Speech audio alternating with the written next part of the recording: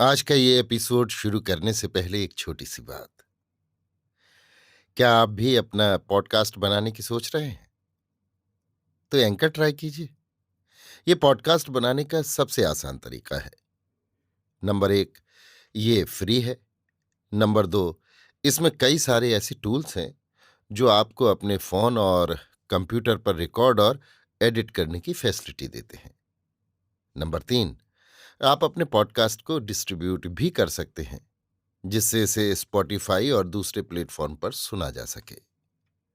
तो डाउनलोड कीजिए free anchor app या विजिट कीजिए anchor.fm पर अपना पॉडकास्ट स्टार्ट करने के लिए। ये तो थी एक छोटी सी जानकारी, और अब शुरू करते हैं एपिसोड का सिलसिला। तो आज के एपिसोड में लीजिए सुनिए रविन्द्रनाथ टैगोर के लिखे उपन्यास चोखेर बाली के हिंदी अनुवाद आंख की किरकिरी का भाग 14, मेरी यानी समीर गोस्वामी की आवाज में। आशा ने महेंद्र से पूछा, सच सच बताना, मेरी किरकिरी तुम्हें कैसी लगी? महेंद्र ने कहा, बुरी नहीं लगी। आशा ने अत्यंत खिन्न होकर कहा, तुम्हें तो कोई पसंद ही नहीं आती। महेंद्र ने कहा, सिर्फ एक को छोड़कर। आशा ने कहा, अच्छा, उसे जरा और बातें होने दो अच्छी तरह, फिर देखूंगी पसंद आती है या नहीं। महेंद्र ने कहा, अब फिर बातें? तो अब शायद बराबर के लिए ये सिलसिला जारी हो गया। आशा ने कहा, भद्रता के लिहाज से तो आदमी के साथ बात करनी पड़ती है।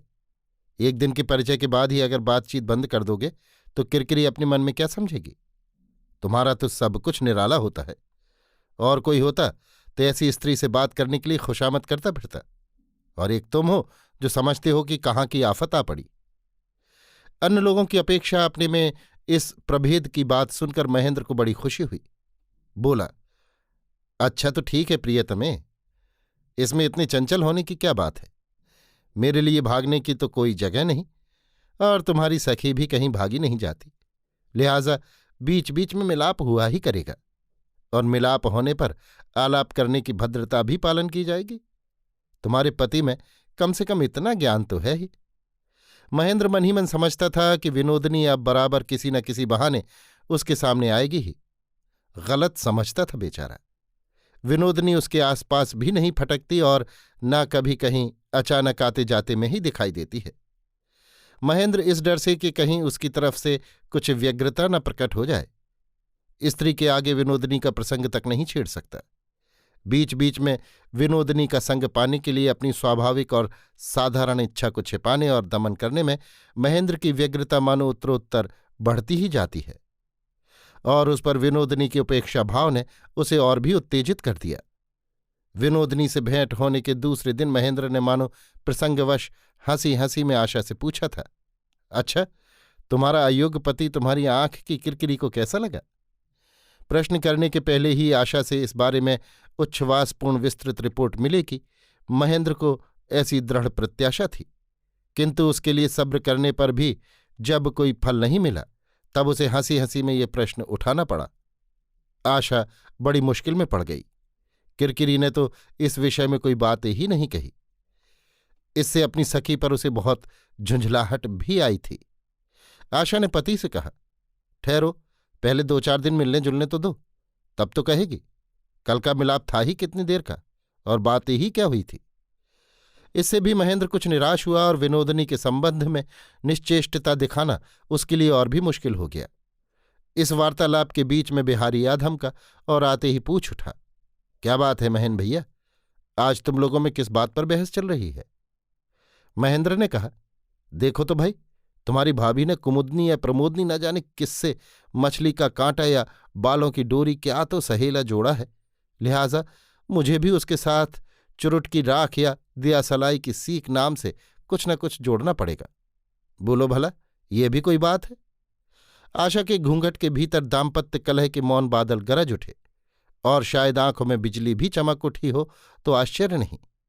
बिहारी क्षण भर चुपचाप खड़ा महेंद्र के मुंह की तरफ देखता रहा, फिर हंसकर बोला, भाभी, लक्षण अच्छे नहीं दिखाई देते। ये सब तुम्हें बहलाने की बातें हैं। तुम्हारी आंख की किरकिरी को मैंने देखा है।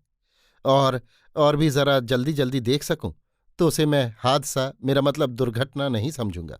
ये मैं शपथपूर्वक कहता हूं।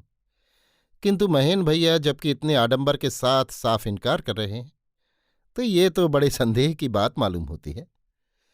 महेंद्र और बिहारी में बहुत ज्यादा अंतर है। आशा को इस बात का एक और प्रमाण मिल गया। अकस्मात महेंद्र को फोटोग्राफी सीखने का शौक चर्रा उठा। पहले उसने एक बार फोटोग्राफी सीखना शुरू करके छोड़ दिया था।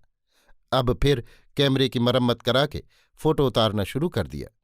घर के नौकर चाकर तक सब की तस्वीरें खींचने लगा वो। आशा जिद कर बैठी, तुम्हें किरकिरी की भी तस्वीर खींचनी होगी। महेंद्र ने अत्यंत संक्षेप में कह दिया, अच्छा। किंतु आंख की किरकिरी ने उससे भी संक्षेप में कह दिया, ना।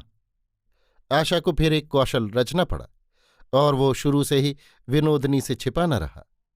तय हुआ कि दोपहर को आशा उसे अपने सोने के कमरे में ले आएगी और वहीं किसी कदर सुला लेगी और फिर महेंद्र चुपके से आकर उसी अवस्था में उसकी तस्वीर उतार लेगा। इस तरह आशा अपनी जिद्दिन सहेली की सारी हेकड़ी धूल में मिला देगी।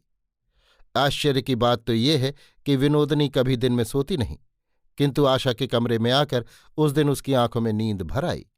बदन पर एक लाल दुशाला डालकर खुली खिड़की की तरफ मुंह करके वो हाथों पर सिर रखकर ऐसे सुंदर ढंग से सो गई कि देखते ही महेंद्र को कहना पड़ा कि मालूम होता है मानो फोटो खिंचवाने के लिए जानबूझकर तैयार होकर ही सोई है। महेंद्र ने दबे पांव चुपके से कैमरा निकाल लिया।